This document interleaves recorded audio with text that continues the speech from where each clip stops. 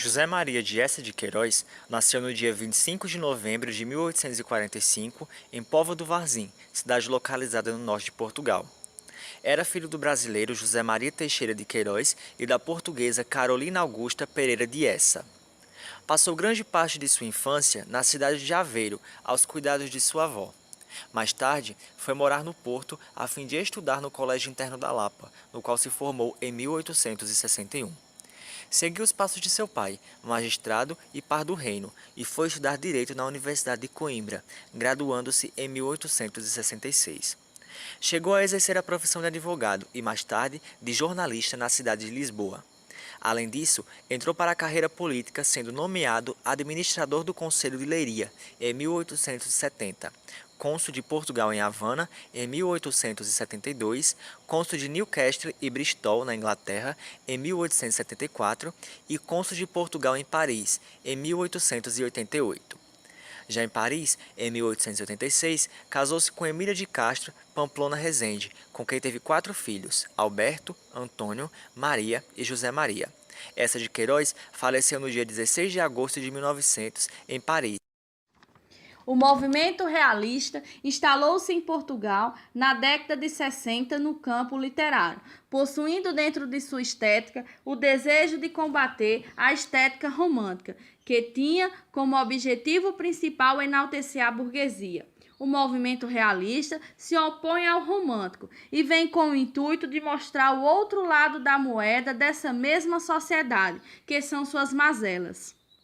Eça de Queiroz inicia sua produção ainda nos moldes românticos, quando conheceu Antero de Quental. Data dessa época obras como As Prosas Bárbaras, formada por um grupo de folhetins publicados em jornais. Nesse meio tempo, o combate realista ganha força e dentro da Universidade de Coimbra começa todo um movimento dos estudantes com o intuito de estabelecer os moldes da nova estética através de palestras, que posteriormente ficaram conhecidas como Questão Coimbra. Eça de Queiroz fica à margem do movimento. No entanto, o autor mantém-se informado de tudo que está acontecendo e adere à nova estética. Foi na década de 70 que o movimento realista alcançou seu apogeu. Em 1871, Eça de Queiroz retorna a Lisboa e formou com Antero de Quental e outros jovens o grupo Cenáculo, do qual partiu a ideia das conferências democráticas do Cassino Lisboense. O próprio Eça pronunciou algumas palestras, nas quais, em uma delas, o autor definiu o realismo como uma base filosófica para todas as concepções de espírito, uma lei, uma carta de guia, um roteiro do pensamento humano, na eterna região do belo, do bom e do justo. É a crítica do homem para condenar o que houve de mal na nossa sociedade. É não simplesmente o expor o real, minuante e trivial, fotográfico, mas sim partir dele para análise do homem e sociedade. Como vejamos, algumas dessas características descritas por Eça de Queiroz estão impostas no movimento por ele e por outros jovens. Esses intelectuais inspiraram movimentos de transformação em Portugal, que era um país agrário totalmente atrasado. O grupo ficou conhecido posteriormente como Geração de 70. Eça de Queiroz é o escritor que mais representa as tensões ideológicas e artísticas do realismo em Portugal. É talvez o que mais tenha conseguido unir em sua produção o projeto ideológico ao estético. A obra de Eça de Queiroz, sem dúvida, é a melhor de todo o naturalismo português. Ela pode ser dividida em 3 fases. A primeira corresponde aos primeiros textos que Eça publicou em jornais. Estes só foram resgatados e ganharam destaque após o autor fazer sucesso. No ano de 1867, fundou e redigiu o jornal O Distrito de Évora. Meses depois, passou a publicar com frequência para a Gazeta de Portugal. Estes textos, artigos, crônicas e contos foram reunidos posteriormente em 1903 com o título de Prosas Bárbaras. Nesta primeira fase de Eça de Queiroz, pré-realista ou preparatória, sua obra apresenta uma acentuada influência romântica. O autor se inspirou na literatura romântica da Europa e em autores como Victor Hugo. Ele ingressa no romantismo social, desenvolvendo um lirismo sombrio e dilacerado. Revela forte inclinação para o romantismo fantasioso e humanização da natureza. Ainda desta fase, temos a obra O Mistério da Estrada de Sintra, publicada em folhetins no Diário de Notícias com parceria de Ramalho Ortigão.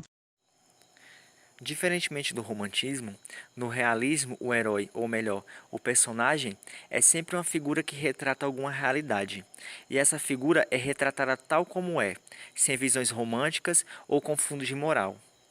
Daí as constantes críticas às instituições políticas, sociais e religiosas, tendo em vista que no romantismo elas são vistas como organizadas, perfeitas e até mesmo intocáveis. Então, na segunda fase das produções de Eça de Queiroz, podemos encontrar uma literatura participante, com o compromisso de intervir na realidade. No entanto, apesar de se pretender atingir uma observação neutra, objetiva, típicas das produções científicas, em algumas obras fica nítida a subjetividade do autor, como acontece em O Crime do Padre Amaro. Entre essas principais obras produzidas na segunda fase, podemos encontrar Singularidades de uma Rapariga Loura, O Crime do Padre Amaro, O Conto no Moinho, que vai ser a ponta inicial para o romance O Primo Basílio e Os Maias. O conto Singularidades de uma Rapariga Loura, publicado em 1874, dá início a essa fase realista do autor. Contado por um narrador que reproduz as falas de Macário vividas há muitas décadas antes, conhece-se a história desse homem quando jovem, um moço ingênuo que mora com seu tio, comerciante de retidão moral. O rapaz apaixona-se por uma certa vizinha, Luísa, moça bela que o encanta e que habilmente dele se aproxima.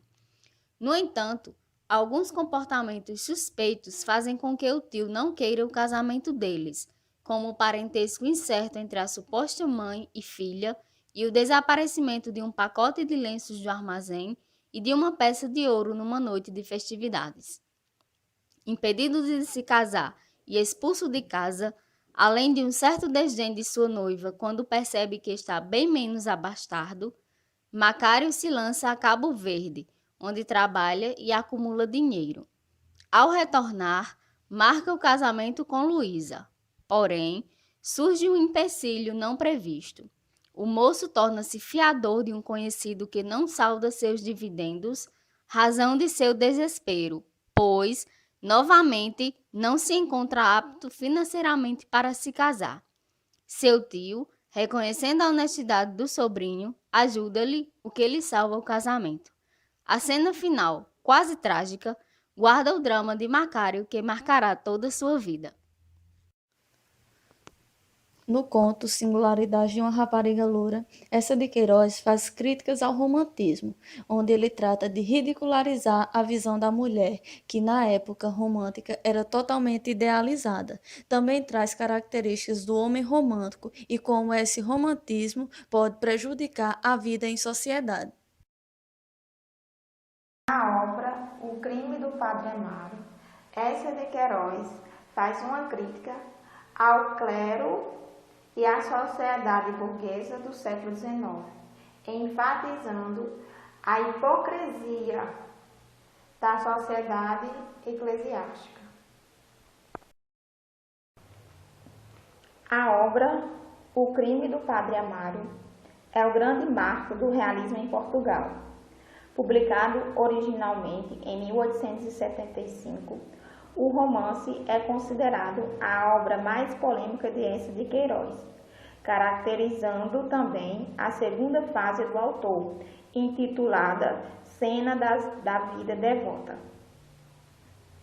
O romance narra a história de um jovem padre, Amaro, que vive sob os cuidados de uma educação religiosa, tem para sua vida uma única opção de formação. A ele é imposto aceitar o sacerdócio para a sua vida. Após ser nomeado padre, o mesmo é destinado para ser o pároco de Leiria. Ao chegar lá, o jovem encontra-se com o cônego Dias, um padre que já o conhecia nos tempos de sua formação eclesiástica. O cônego Dias trata de sua hospedagem na pequena vila de Leiria e o orienta sobre os negócios da igreja. Através do cônego Dias, Amaro conhece Sá Joaneira e sua filha Amélia, com quem se envolve amorosamente. Mesmo sabendo do celibato, o jovem padre vive o romance secreto com a então inocente Amélia. Complicações surgem no caminho e o padre é obrigado a tomar medidas para preservar sua imagem de pároco justo e honesto da pequena vila. O conto No Moinho de Eça de Queiroz, narrado em terceira pessoa por um narrador onisciente, possui um enredo semelhante ao Primo Basílio. O conto narra parte da vida de Dona Maria da Piedade, vista pela sociedade como uma senhora modelo, loura e linda, casada com João Coutinho, um homem rico, porém entrevado.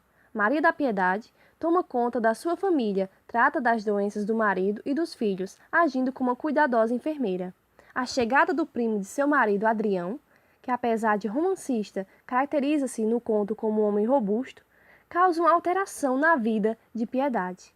Depois de ajudá-lo a vender uma propriedade, Dona Maria da Piedade vai com ele visitar um antigo moinho, e Adrião, galanteando-a, começa a falar-lhe de uma vida a dois. Ali então, naquele cenário, a beija. Adrião logo parte para Lisboa, mas aquela experiência leva Dona Maria da Piedade a desejar um outro modo de viver. Começa a ler romance e a desprezar sua família doente. Envolvida no romanticismo mórbido, acaba cometendo adultério com um sebento praticante da botica. Então, no conto Eça de Queiroz, ao abordar o tema do adultério, faz uma forte crítica à influência dos romances nas traições matrimoniais, fato bastante evidenciado no conto. Faz também uma crítica à sociedade burguesa, pois Maria da Piedade, antes vista como a senhora modelo, quando muda de caráter devido à leitura dos romances e começa a desprezar seu lar e sua família doente, fugindo dos padrões da sociedade, torna-se mal vista na vila em que mora. Na obra, Primo Basílio, a personagem Luísa morre fisicamente, e no conto Maria da Piedade morre moralmente ao cometer o adultério. E na mesma perspectiva do adultério abordado no conto No Moinho, o romance O Primo Basílio, publicado em 1878, critica arduamente o lar burguês, aparentemente feliz e perfeito, mas com bases falsas. O narrador é onisciente, pois além de observar, ele sabe e revela os sentimentos e pensamentos mais íntimos dos personagens. Luísa, uma das personagens principais da obra, casara-se com Jorge, por puro capricho ou estovamento. Seu marido, muito conservador, manifestara em reuniões de amigos que o adultério deveria ser punido com a morte. O mesmo, por questões de trabalho, foi obrigado a urgentes compromissos no Alentejo e deixa sua esposa sozinha. Nisto, chega a Lisboa seu primo Basílio, com quem mantivera namoro na adolescência. E com apenas alguns encontros, pouco demorou para cometer o adultério. No entanto, Juliana, sua criada, apanha algumas cartas comprometedoras e, de posse delas, passa a exercer um domínio tirânico sobre Luísa, que passa a fazer as tarefas da casa no lugar da empregada. Depois de um tempo, Jorge regressa do Alentejo e estranha a situação, e, sabedor do ocorrido, perdoa a esposa. Porém, já é tarde, pois Luísa se encontra muito debilitada e enfraquecida por padecimentos morais e físicos, vindo a falecer. Basílio, sem remorso algum, continua a sua vida de aventuras. Em relação ao papel da mulher no romance, essa nos mostra como elas são realmente vistas perante a sociedade da época. Aquelas que fazem do procedimento correto da moral e dos bons costumes são punidas, umas com a morte, outras sendo hostilizadas por todos. Os Maias é uma das obras mais conhecidas de Eça de Queiroz e uma das mais importantes da literatura portuguesa. Ela pertence à terceira fase do escritor, que corresponde aos episódios da vida romântica. Foi publicada em 1888. A narrativa conta a história de 3 gerações da família Maia e retrata a vida da alta burguesia lisboeta da segunda metade do século XIX. Os Maias têm como estrutura narrativa o incesto entre Carlos Eduardo da Maia e Maria Eduarda da Maia. Na obra Os Maias, a educação e o comportamento da mulher são temas bastante criticados. Naquela época, as mulheres não tinham poder de opinião, não era visto uma mulher falando de assuntos intelectuais de que os homens falavam. A mulher era apenas educada para ser prendada. Em um momento no romance, o personagem Ega disse: a mulher só deveria ter 2 prendas, cozinhar bem e amar bem. Em Os Maias, essa de Queiroz dá uma imagem de mulheres adultas, e no romance encontramos vários exemplos, como Maria Monfort, que abandona Pedro da Maia e foge com Tancredo, e a Condessa de Golvarrino. Temos Maria Eduarda Runa, que deram uma educação muito religiosa e portuguesa ao filho Pedro, sendo sempre culpada do caráter fraco do filho Pedro. O romance A Cidade e as Serras, de Eça de Queiroz, faz parte da terceira fase do realismo, que corresponde à fase em que o autor se reconcilia com a sociedade. Esse romance foi publicado postumamente por amigos e companheiros das letras. A Cidade e as Serras é narrado por Zé Fernandes, melhor amigo do protagonista da história, que se chama Jacinto. Jacinto é um francês milionário que vive rodeado de luxos e modernidades em Paris. Porém, toda essa comodidade da cidade não é suficiente para evitar que ele sinta-se infeliz e entediado. E, após um contratempo, Jacinto resolve mudar-se para as Serras, onde ele encontra sua verdadeira felicidade. Portanto, Eça de Queiroz constitui-se o mais importante nome do realismo em Portugal. Em suas obras, busca retratar problemas como a hipocrisia da sociedade e os problemas que permeiam as instituições religiosas. Irônico por natureza, busca satirizar a sociedade portuguesa da época. Essa vai criticar a sociedade que vive somente de aparências. Critica a corrupção presente na igreja e a forma como as famílias são constituídas. O adultério e a quebra do celibato são temas bastante presentes em suas obras. As suas obras transitam entre as 3 fases do realismo e representam um grande legado à literatura não só portuguesa, mas de todo o mundo.